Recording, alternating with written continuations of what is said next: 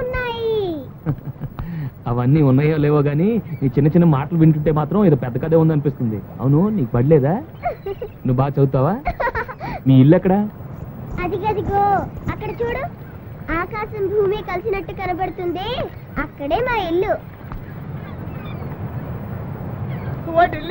అయ్యో, ఈ సముద్రం ఒడ్డు నుంచి సెటిల్ అయిపోయాటే బాబు. ఇది ప్రొటెక్టెడ్ ఏరియా. ఇక్కడికి వస్తే పోలీసులు బొక్కలు వేస్తారు. నా మోటార్ రిక్షా కాదు, నన్ను కూడా లేకుండా చేసేలా ఉన్నావు.